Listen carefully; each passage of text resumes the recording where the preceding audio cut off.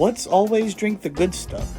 It's about food, art, travel, music, culture, lifestyle. It's interesting conversations with interesting people. And yes, sometimes it's even about drinking the good stuff. Today we're going to talk about something big. How big? 55,000 square feet big. What are we talking about? We're talking about the building of the Armenian American Museum in Glendale. And we have today with us Berdj Karapetian, the executive chairman of the museum. Berdj, welcome to the podcast. Welcome. Thank you very much, Stepan. Thank you for inviting me. It's a pleasure to be on your podcast. I think, as wine lovers, we get a chance to talk about the wine, but also about the museum. Absolutely. I visited the construction site last week during the visit of Aram the First, Gatorgos Aram the First, and I was so blown away how big this place is, how wonderful it's coming along, and what a magnanimous place is going to be for not only for Armenians, Armenian history, and Armenian art, but for all the communities. And I'm so happy you're here today because I want to talk to you about what you have and the people surrounding you have done with the museum. But before we get into that, tell us about you first, please. Well, I was born in Armenia. My parents moved to Azerbaijan, Baku, when I was a young boy. And then from there, we went to France. And from France, we came to the United States. I consider myself as an Armenian American because I've lived most of my life here in the United States since the age of 13. So I'm now a little old man. I've grown up here in the United States.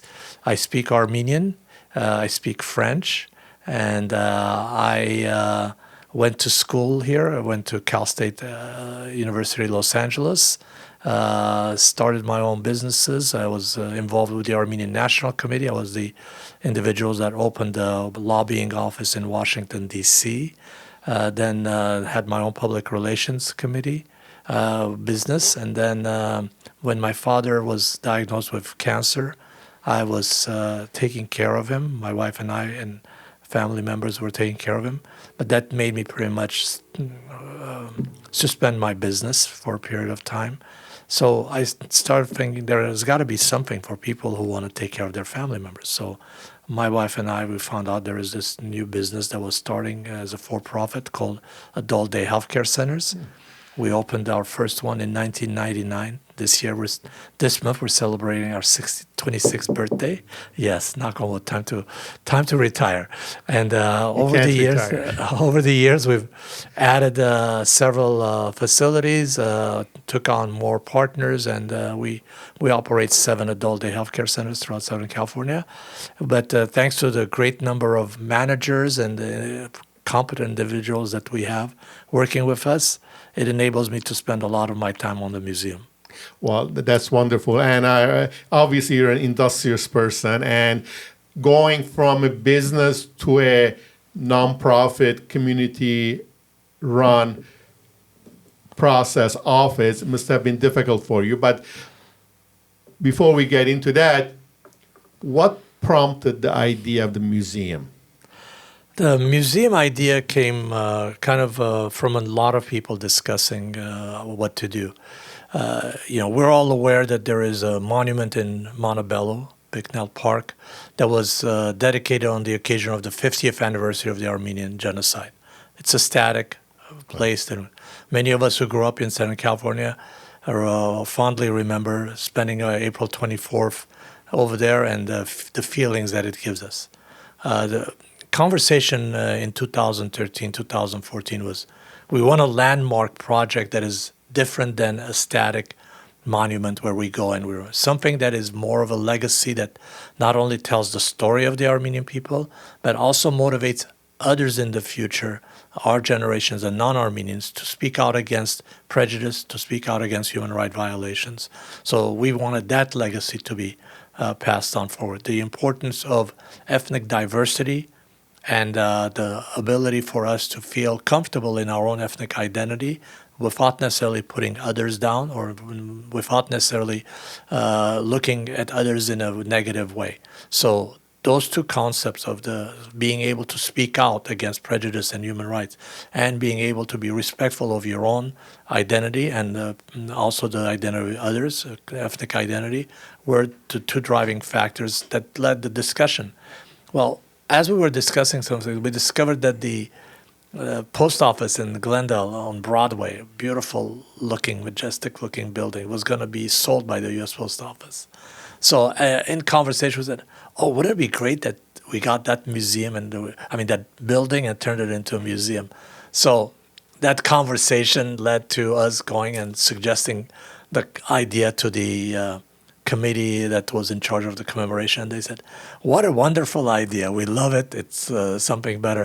Why don't you be on the committee? So my friend Zaven Kazazian, whom you know, and I and Aram and many other individuals, Hararbalian and so on, were on that initial committee that started leading this forward. And 13 years later, we're almost done.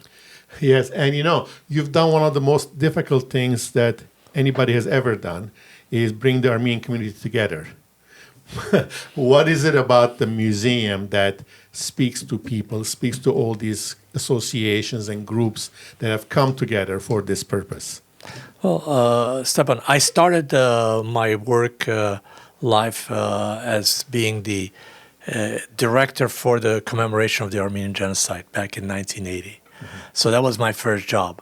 Well, that committee had a representation of the three political parties from 1890s and beyond that were formed, and had a lot of community organizations. So the essence of community organizations working together was something instilled in me early on.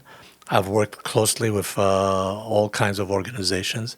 When it was the earthquake happened, the late Kirk Kerkorian had indicated that he would fund the effort to do the relief in Armenia if all the organizations work together. And my friends Harut Sasunian and Michael Madijan, Alexei Madijan were individuals involved in that effort back then. So all the organizations came. So I realized if all organizations work together, we have a better chance of succeeding at making something. So we've been doing this, and the museum seems to be a magnet that makes them want to come together and work together towards a common cause. We've been in meetings for more than 10 years as a organization, and we don't have arguments and issues. We have difficult discussions, but we don't. Right. But I think it's more than that. I think the museum represents the future, a legacy for the future. It represents hope. It represents that our story is going to be told for generations to come. And people will be able to take their kids, their grandkids one day there and look around, show them where we've come from and where we are and where we're going. And I think it has captured the imagination of a lot of people, including the various Armenian denominations, political parties, social groups, what have you. And that's truly commendable. You're right. It has captured the imagination of a lot of people. It is about hope. It is about the future. We have tried in the United States to build museums a couple of times, mm-hmm. and it hasn't succeeded. Somehow it's a question of timing.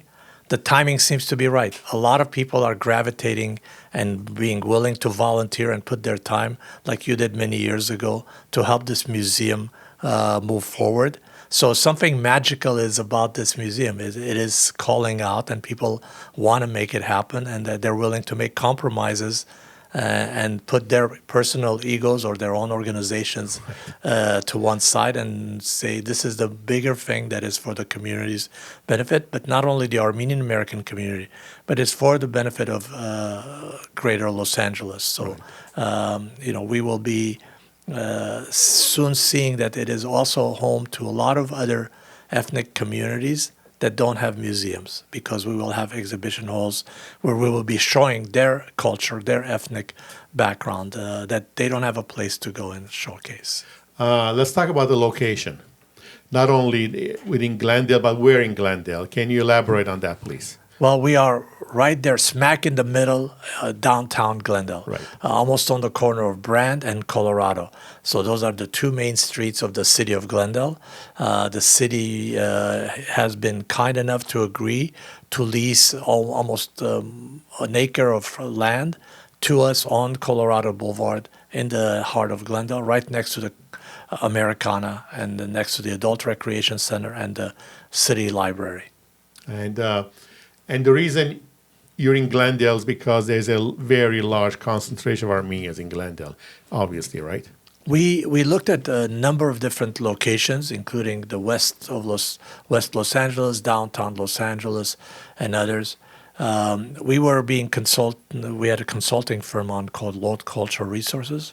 They specialize in building museums. They said, while those centers are maybe good to attract tourists, to attract other individuals, but you want to have your museum somewhere where there is a population that will naturally gravitate towards supporting the museum. So we chose Glendale because it is located right in the middle of Burbank, Pasadena, La Crescenta, La Cañada, Hollywood, and Valley. and the valley where a large population of Armenians live. If we had put it in downtown Los Angeles or in West LA, it would have been a long distance for a lot of people. So we want also a population that is able to come to it easily, that is maybe not affluent, does not have the means of transportation all the way. So where the museum is located is the population in that area around the museum is over 70% Armenian. Wow. And you have a natural constituency around it to support it, to attend it, to participate. And to benefit from it. And to benefit from it.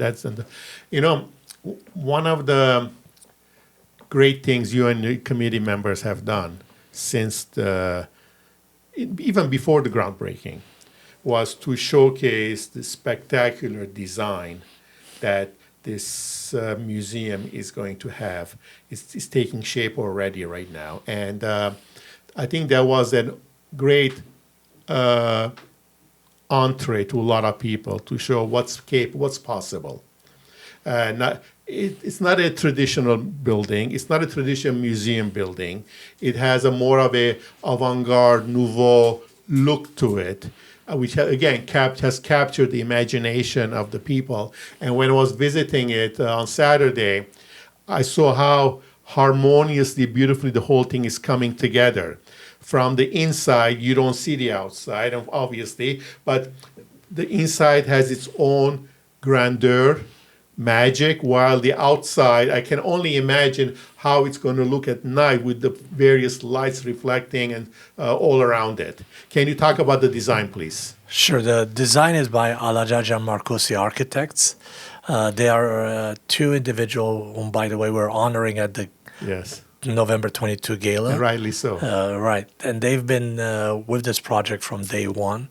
It was a competition throughout the United States. 52. Oh, really? Yeah, I wasn't aware of that. 52 different architectural firms expressed interest. 26 submitted proposals. We narrowed it down to 5. So out of the 5 that submitted full proposals with kind of like models and so on, we selected Alajaja Marcosi Architects as the architectural firm. So they've done a lot of projects throughout Glendale. They've built different Armenian churches and Armenian institutions and establishments that we have in Glendale and throughout. So they're a very well-positioned firm to be helping us. So the vision that Aram and Sako had, Aram Alajajan and Sako Marcosi had, was first the area we're in, we're right next to the mountains that surround the city of Glendale. So it was, okay, capture the essence of the mountainside.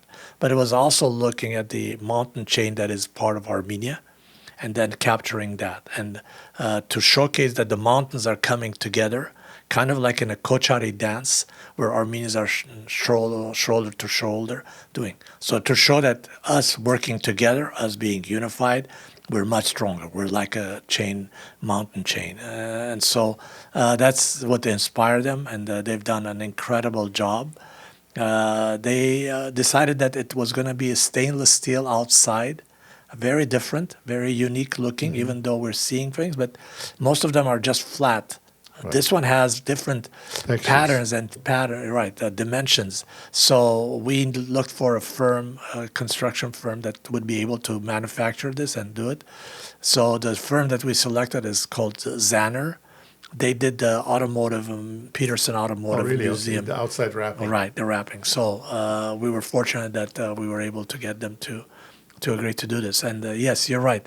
Looking at it this morning when I was there, it's looking incredible. I think a lot of people are just going to enjoy looking at this and getting pleasure out of the art. It's aesthetically very pleasing. Yes. It's an art piece of art by itself. I'm a big fan of architecture. I love different architects and their work, whether it's in Europe or here.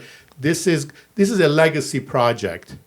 Not only for the architects, but for the people who, like you, are involved in this, because it will not only stand the test of time, but it's different. It's a lot of differentiating factors to it, and the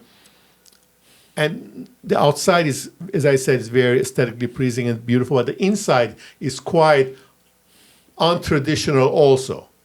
Can you talk about that? And I was really happy when you were giving us a tour the other day. You were explaining different locations for different purposes and how it's a moving sort of a viewing of what's going to be offered from time to time as it's going to change inside. Can you talk about that, please? So again, the interior programming was something that Lord Cultural Resources suggested.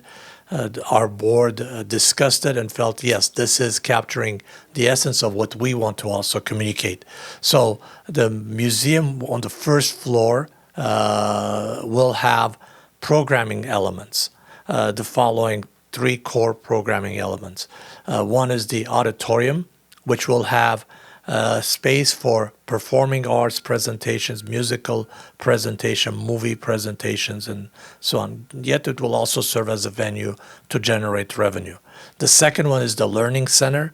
The Learning Center will be a space where there will be classes on Armenian language, history, dance, and so on.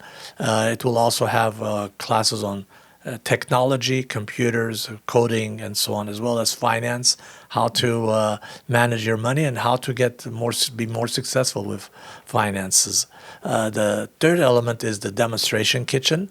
The demonstration kitchen is going to be a place where we can feature different culinary dishes of exhibitions that are on the second floor. So if we are having an exhibition from India, it can feature how to make different Indian dishes. If it's about Greece, it will be about Greek food. And also there will be classes about Armenian dishes, Armenian culinary dishes, Armenian cuisine that will be doing that. Corporations and companies and individuals can also decide to come and take the classes, or they can do their own event over there and present. It's a great team building experience. Mm-hmm. So Lord Cultural Resources said this was like 12 years ago, before a lot of this connection with food on channels and so on. So they had said, look, this is something that is going to be very unique. So we did it. We have the demonstration kitchen.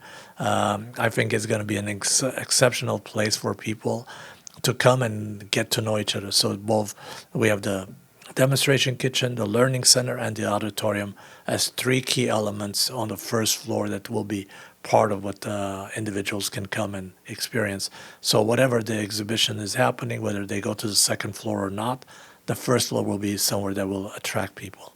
Can you talk about, is it the second or third floor that you go through different stages that talks about different historical portions of Armenian history? Is that the second or third floor? The second floor is the exhibition hall. Okay. So we will have the core exhibition that will be about the Armenian American experience, the Armenian history, and it will have 2 spaces for large space, about 6,000 square feet, that can be divided into 4 or 2 for temporary exhibitions, traveling exhibitions, and it will have archival space. That's all on the second floor. The core exhibition, we can talk a little more about it, but that's what you're asking about, has different places. That's on the second floor, and then we have a rooftop, and rooftop will have a cafe, and we'll have a place for people to gather and sit and enjoy in the California weather. No, I was there as well, but I really want to. The core exhibition that you described, I thought it was very well thought of, very well planned, to take people to different phases, to take different times in Armenian history and showcase our history, our culture, the richness of our culture, and what we're bringing now in the 21st century. Talk about that. But I thought it was very interesting, very well put together.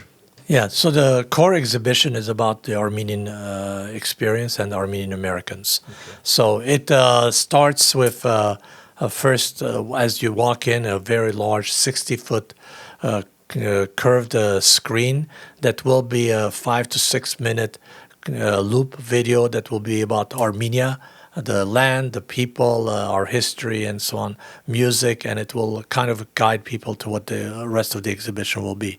But the concept that Ralph Applebaum Associates is working on, which is one of the major museology development design firms in the United States, they did the Holocaust Museum, National African American Museum in Washington, D.C., and they're now working on the Ellis Island Museum. The concept that they came up with our participation and the academic advisors that we have was, let's talk about Armenian markers or identifiers of Armenian culture. What are those? Language, religion, traditions. So as they enter, they start learning about the Armenian language, Armenian alphabet, and then Armenian religion, pre-Christianity, Christianity period, and then traditions and tales and legends, mythology about Armenians, different music and arts that we have created over the centuries that we've been around. So to see that it's an ancient culture that has evolved.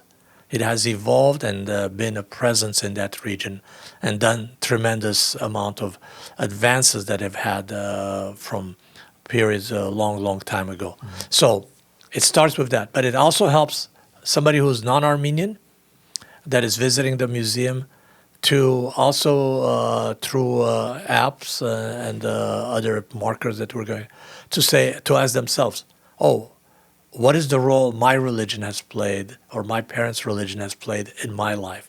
What is the importance of our language and alphabet? How was that discovered?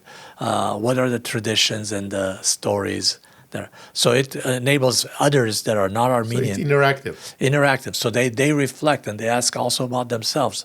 We're going to have a lot of school field trips to the museum. It will enable them to be part of the ethnic studies curriculum that the state of California has and incorporate that. So it is more than about an Armenian. And Stepan, as many of us know, many Armenians now are marrying non-Armenians. It is a way of life. It's the reality.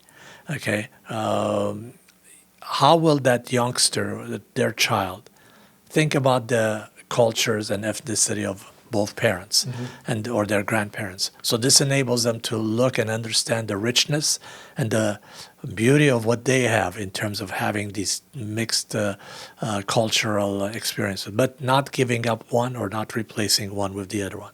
So then it goes into the history from the Urartu period to the Kingdom of Cilicia. What is that? What is important? We're trying to show Armenians were present in that region for centuries and centuries on. So the importance of not only our culture and how it developed our religion and language, but our presence in our historic land. We then move into the areas that takes us to the diasporas after the fall of the Kingdom of Cilicia to the genocide period. So the genocide period is also a testament that now the Armenians were removed from their place that of ancestry that was their homeland for centuries. And there is now this disconnect between the people and their land. So we want to make that message come across. That's why we talk about the ethnic identity, the culture, our presence on our land for centuries, and then being removed. Although our land was under constant battleground for different kingdoms, whether it was the different Persian empires or the Roman Empire or the Byzantine Empire and so on. But we were never really forcefully removed in mass from the Armenian plateau or Armenian highlands. The genocide that occurred was the first time. Shah Abbas had moved 300,000 Armenians from the Nakhichevan areas to Isfahan area, right. But to force the mass population of Armenians that lived in the Armenian highlands to be removed, ethnic cleansing as we call it nowadays, was the genocide that occurred to us. So we want people to understand. Now then we go into a bridge that connects that past to the present, where we now reflect on what were the lessons that a Mesrop Mashtovts had to say, or other Armenian individuals that defended Armenian identity, Vartan Mamikonian and so on. And then it comes to individuals like Asayat Nova and Gomitas, how they used art as a way of propagating our identity, and talks about the Fedais and the defenders of our rights and so on. So it then comes to the period after the genocide when the Ottoman Turkish Empire and rulers were thinking they would take advantage of the Russian revolution, Right. pulling back from that area their army. So they decided to advance towards Armenia and try to take the rest of the Armenia, all those refugees that had fled there, and wipe out Armenian presence from that area.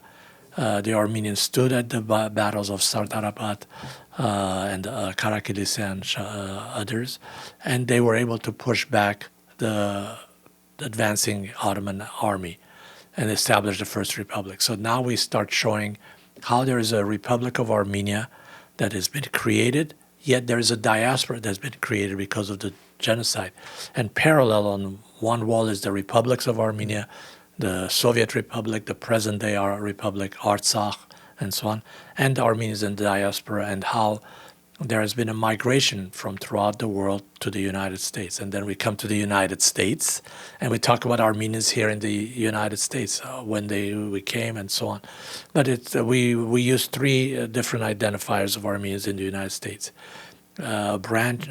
Trunk of like a tree that is about create. The second one is about build. The third one is about serve. Armenians have come to the United States. They have been creators. They've been involved in many different patents and different things that they've invented and they've created as a society. They've been builders. They've built a community. They've built the United States. And third, served. They've served in the military. They've served in public office and so on.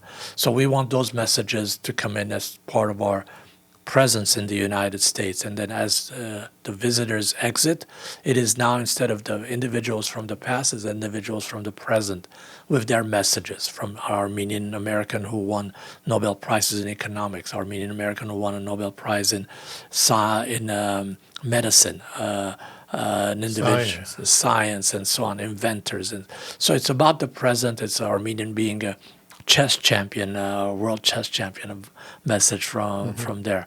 Armenians in the movie industry, Armenians. So it's Armenians different walk, as well as young people and everyday individuals giving it. So it's very interactive. The museum will have artifacts, objects, but it's more intended to be something that enables individuals to be immersed in the story and interact, so that they're seeing the story of Armenians in the world and the story of Armenian Americans come to life in front of them. Exactly, and I think it makes a great loop. Yes. Speaking of artifacts and art pieces, I know a lot of people have been donating already, and that's something you have a committee, I believe, that's been working on that. What is being done to collect the artifacts that you're looking for, or you want to display, or you want to use? What is being done towards that effort? Sure. We're right now in what is called the schematic design phase. The design development phase of the core exhibition. We just finished the schematic design. We are identifying what kind of art pieces and artifacts we're going to need in different spaces and objects. At the end of this phase, sometime in March, February, March of 2026, we will put a call out to the kind of artifacts we're looking for. Individuals have already started approaching us with incredible objects and artifacts that they've had in their possession for years. Individuals who have art pieces, paintings that are by very famous painters, and they're interested in donating, but we're not yet in a position to accept those. So we're having conversations with them, and we're codifying some of this and registering it so that when the time comes, we will be able to receive those gifts from them and receive other gifts. The Armenian Museum of America in Boston, Watertown area, has done an incredible job at receiving and collecting gifts and arts. We will be also a second facility here in the United States that will do that. We want to make sure that Armenian art, Armenian objects, artifacts that are in people's possession, they feel and they can trust us to take care of them and protect them, and those that want things to be displayed to be part of exhibitions that we will have. You were mentioning something about getting on loan from Armenia certain art pieces? Well, or artifacts? I was very pleased. We had a meeting. I visited Armenia in June. This was my third time I was having meetings in Armenia with the National Art Gallery, National Museum, History Museum of Armenia, the Genocide Museum. So I've been meeting with them over the past years. This time I met with the deputy and the Minister of Education, Culture, and the individuals in charge of the different museums. They were very, very eager to be cooperating with us and helping us to lend artifacts and objects from Armenia to the museum. So perhaps most of it is going to come from Armenia because they have a lot of incredible pieces of artifacts and objects that they're not displaying.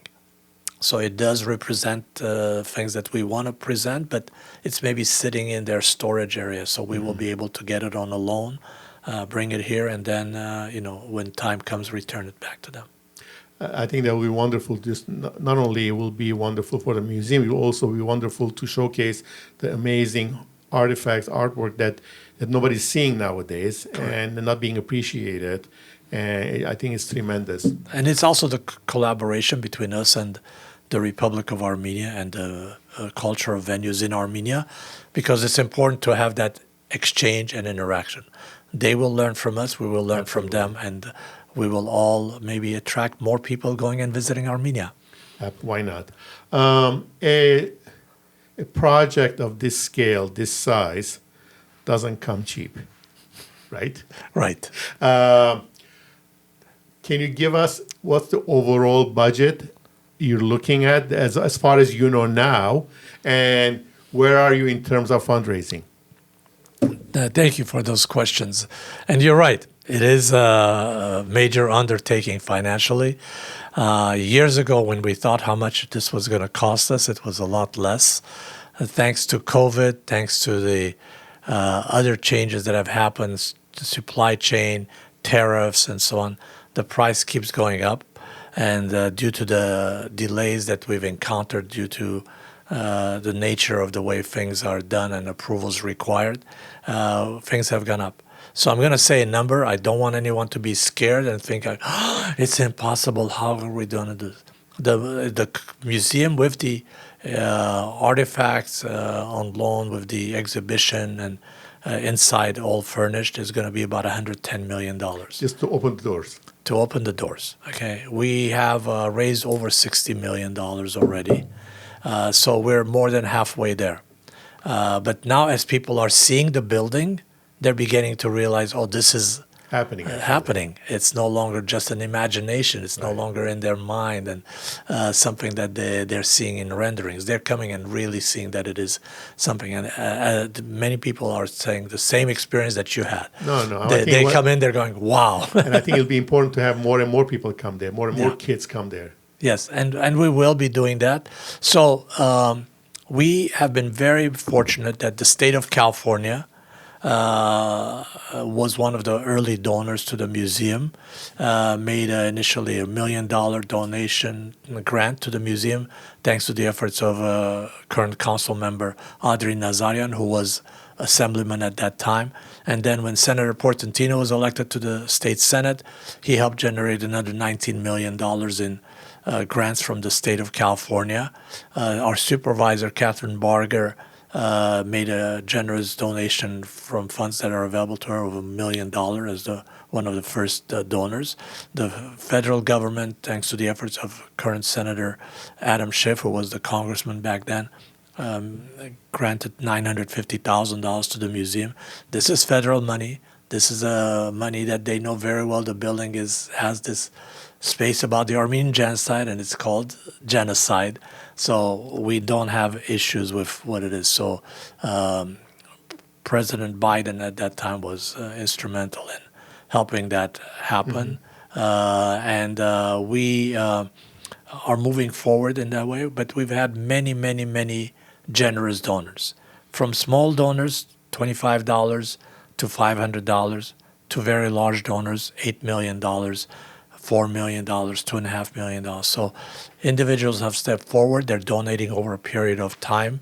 And we've just been surprised that there are individuals. This summer, we had an individual that called from the East Coast, 81-year-old, someone whose parents came from after the genocide. He grew up here in the United States, was born here in the U.S. He liked what he was seeing, and he made a $1 million donation and sent us the check. Wonderful. And so there are many, many more people like that. There are over 100 Armenians who are worth more than $25 million and plus. So the money is there. We shouldn't be scared. Oh, more than that. Oh, probably more than that. But just that alone is, we shouldn't be scared. The money is there. We just need to create something that people really like. If people like, they will donate to it. So it is kind of like a dream feel, build it and they will come. Sure. But you need to build something people really want to see. And we were, from day one, and Steban, you may recall, we had an initial meeting years ago where we presented the concept. Over 60 people on that day wrote $10,000 checks. I remember that event, yes. $10,000 checks. When this was just a concept. So it means it resonated with people. Now we got to make this true so that all these initial investors see that their dreams are coming true. And many of them have turned to be larger donors since that time. So I assume outside of the governmental donations from various governmental agencies, most of the donors have been Armenian? Most of them have been Armenian. We are fortunate to have the support of Bank of America. They're a major donor to the museum, Pacific BMW and other car dealerships in Glendale.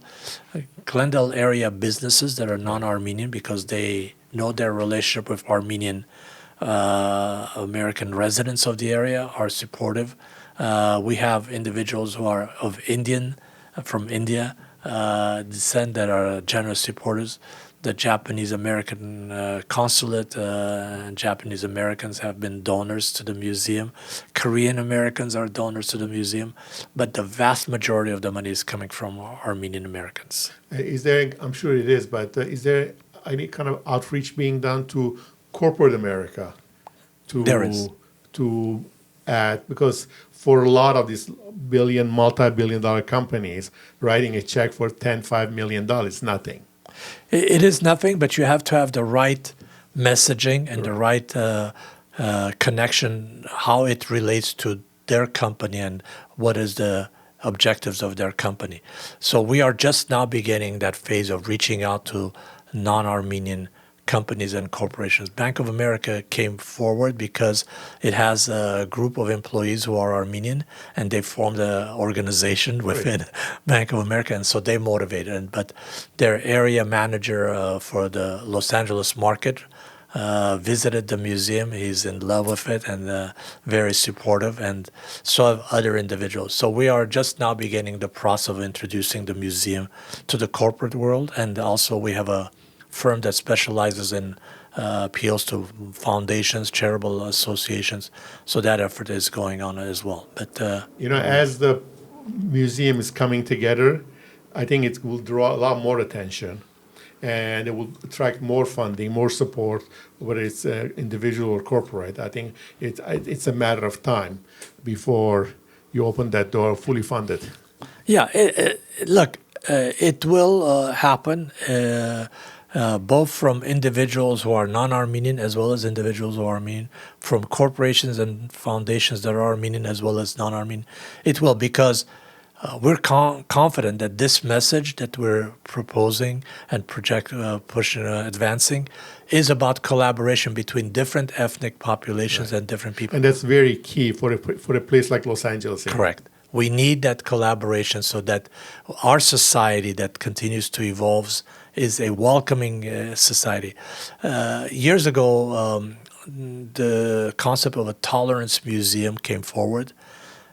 We don't like the concept of tolerance. It has to be much more than tolerance. It has to be something where you're able to embrace the other individuals and accept them for who they are and feel comfortable with each other so that you are benefiting and learning from each other. So our purpose is to do a lot of collaboration with different entities in Southern California so that we can all together feel positive. If there is a channel of communication between us, whenever there are differences, those channels will be important.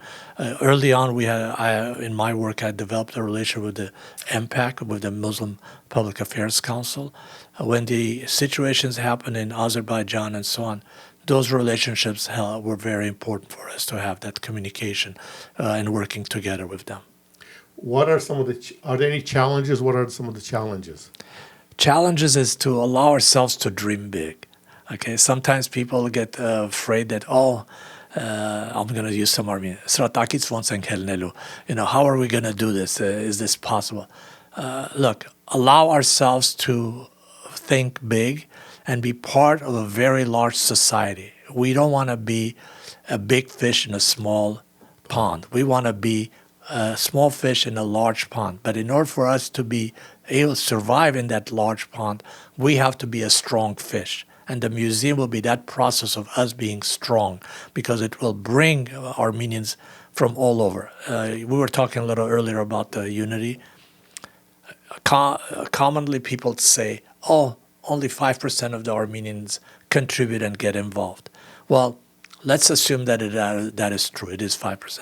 Well, let's turn that into 10%. Let's turn that into 20%. Can you imagine what it will be like if 30% of the Armenian American community is actively engaged in speaking out against human rights, in preserving our cultural identity? We will be a much stronger entity, and Armenia will be a better place for all of us. What do you want people to do? Look at the camera and tell people what do you want them to do, please? Well, get engaged. Come out and find out more about the Armenian American Museum and donate. We need you to donate to the museum so that we can get to our goal of $110 million. We will achieve that. The museum will be completed by the end of 2026 and will open. And once it opens, we want you to come and visit and continue participating in the museum. I don't like sounding like a person who's constantly telling people to donate, but the reality is it takes money to build something of this magnitude. So please donate. No donation is large enough. No donation is small enough. So any amount that you donate will be really, really appreciated. Thank you very much. And not only that, that's of paramount importance, but also talk about it, share it with your friends, introduce it to your non-Armenian friends, and just get engaged, as you said. Well, look for us on social media.